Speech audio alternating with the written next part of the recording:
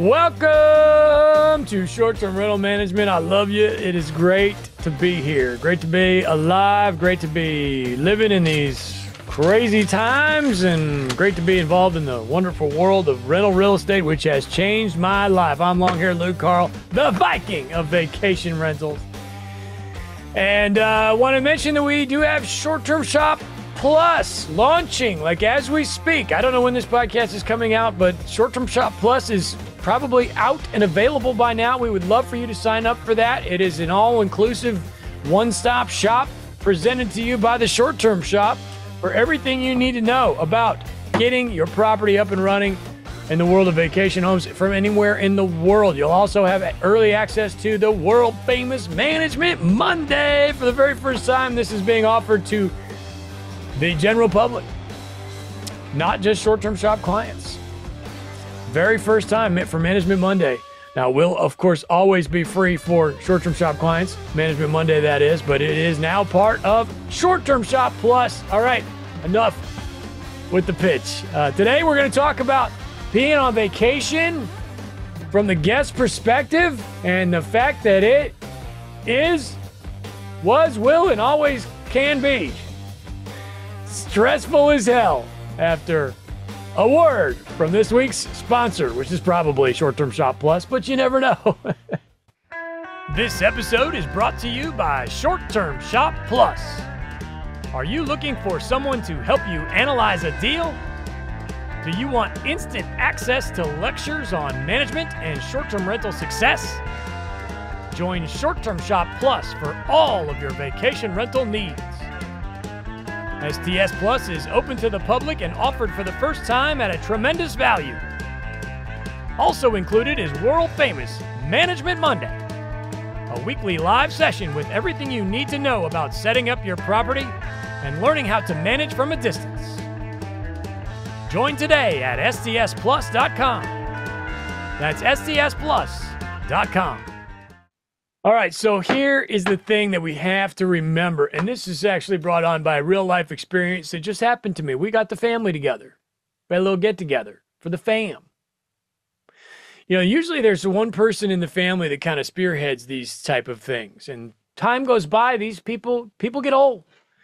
They may even no longer be around anymore, which is so sad, and somebody new has to take that over. Anyway, I have found an interest in getting the family together, the whole damn thing, both sides. You know, let's all get together and be one big giant ball of stress. And that's exactly what it is. It is awesome. It's an amazing time. It's an amazing experience, but it can be very stressful and special. You get brothers that haven't seen each other in 3 years and they want to get drunk and fist fight. You got grandma crying in the corner because the grandkids aren't around enough. You got the other grandma in the other corner doing this and that. I have one grandma that might listen to this podcast, so, you know, I'm making all this stuff up. This is not real life stuff here, but you got to cut your guests a little slack and put yourself in their shoes. A lot of times you're like you're sending them messages in their pocket. They've never even experienced that before. You know, not everybody travels as much or is as worldly as your typical short-term rental host. You have to remember, we are fairly affluent people here. We've had the resources and the know-how to save up enough money to go buy an extra house. Hello, congratulations. That just puts you in a bucket with like the top 1% in the world. Okay? So the people that are renting your house probably can't really comprehend such a thing. They just think we're rich, air quote. We're rich people. I could just stop payment on this vacation on my Amex. This person wouldn't even notice because they're so rich. Yeah, I think there's a lot of people, you know, you're dealing with a lot of personalities before. I've said it again. I've said it 100 times. I'm saying it again. If you've ever bartended or waited tables, you set yourself up to know how to do this business. And quite frankly, to do any business. I think everybody should bartend for at least a year. And I don't mean playing around as a freshman in college. I mean out of college, bartending while you're, you know, maybe at night while you got working your first day job and you're really hustling. It's extremely valuable skill. Don't do it like me, though. I did it for like 14 years. You need to get the hell out of there. I'm lucky I'm still alive with the stuff I've been through in that business. But anyway, I digress. These folks are stressed out. You're in their pocket. You're asking them questions. How's everything going? Well, their brother just threw a punch, and their other cousin was over here puking in the corner, and he's trying to clean that up so he doesn't get a bad review on his end. And the whole family spent more money than they wanted to at dinner last night, and half the family didn't have any fun. And there's 2 people out of the 10 people that are complaining about your house because they didn't have any expectations set. And they didn't look at the guidebook, which is not necessarily your fault, but it is going on. Okay.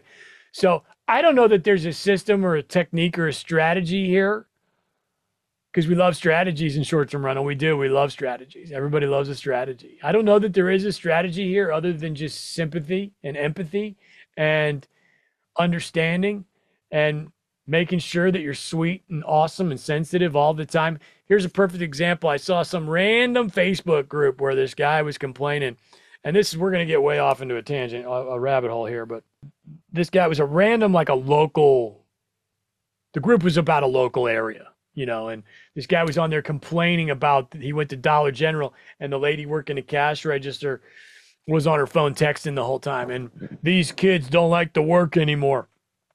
Nobody works post-COVID, which is let's be real. And yes, I have a lot of gray hair now, but let's be real. It is like that a little bit. It's not like it used to be. People aren't as hungry to work hard, answer the phone, be nice to you as they used to be. And again, maybe it's because I'm in my 40s now, mid 40s. And maybe I'm just getting older because I remember all the old people saying stuff like that when I was younger. But it definitely seems like there's a bit of a shift there with COVID, post pandemic. But I'm also, let's play devil's advocate. Same thing with that one. I'm like, how do you know she didn't just find out she's pregnant and she's like freaking out and texting her husband or her boyfriend or texting the doctor? How do you know her dad didn't just die? Now, there's a pretty good chance that it's true. She's just being lazy on the job, maybe. And I think it was a she. I hate to even give a gender to it, but I'm pretty sure he mentioned it was a she. And I'm like, well, you don't know, man. You don't know what that person's going through. And I'm preaching to the choir here. This is something, honestly, short-term rentals made me a better person to make me understand stuff like this. Which also, by the way, came from a book. I traditionally have been a bit of an asshole, not going to lie. I don't even like to use that word anymore. I have kids, but, not to, give an excuse here or anything, but I was kicking and screaming for a lot of years. I was in a situation I didn't like to be in life, and I was working my way into a situation that I wanted to be in, and now I'm here. And it's awesome. Did you ever slow down and think that you're an asshole because you don't have what you want in life? I got a book for that. Don't Be a Dick. Love that book. Changed my life. I actually have a thing, a piece of art up here that says that above my desk to remind myself daily, because it is something, it's almost like being an alcoholic, which, I'm not going to get into that subject, but I am sober. I am a reformed asshole. Some would argue that I still am. Probably particularly my wife, which I'm very, very much aware of being nice to her at all times, because that's what matters. But read that book, Mark. Is it Mark Borg? Don't Be a Dick. The title is kind of a turnoff, I think, for a lot of people, and it has very few. Nobody really talks about this book. It has very few reviews. Doesn't even have that great of reviews. But I got to tell you, it was wonderful. I loved it. I did. I recommend that book every chance I get. It's written by a doctor. Change yourself, change the world. Don't be a dick. Highly recommend it. Even if you're not a dick, which is not, again, I think he probably mistitled that book. I think it was a turnoff for a lot of people because it is a very abrasive name. And I'm sorry for all the language today if you're in the car with the kids. I apologize. Language disclaimer today on the short-term rental management show. This episode of the Short-Term Management Show is brought to you by Short-Term Rental Long-Term Wealth. This is the book in the STR space, written by my lovely wife, Avery Carl. It has hundreds of reviews on Amazon, and it will teach you literally everything you need to know about STR. Short-Term Rental Long-Term Wealth, the book, wherever books are sold. But my point is, you don't know what that lady at the Dollar General is going through. You don't know what your guests are going through. Maybe they're just throwing a bunch of heat at you because everybody in their party's being a jerk. They haven't gotten together in 15 years, and there's tension and stress. Some people are overextended financially. Some people are not used to the fact that somebody in their group of family has changed in some way, and they're having trouble with that. Who knows? Maybe there's new grandchildren involved. Maybe there's babies involved. Let's be real, man. And when there's little kids, there's stress. And it's wonderful. It is a wonderful stress. Cherish every second of it. But the stress can be high. The sleep is low, you know. So we just got to keep this in mind with our guests. It's the sleeper. Sleeper meaning, for those of you that don't know what a sleeper is in the car world, that's when you have a car that is dressed up as, like, let's say you have a 69 Camaro with no badges.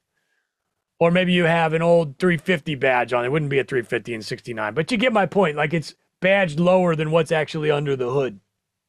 What's under the hood is this big monster Chevy big block with a blower and whatever else.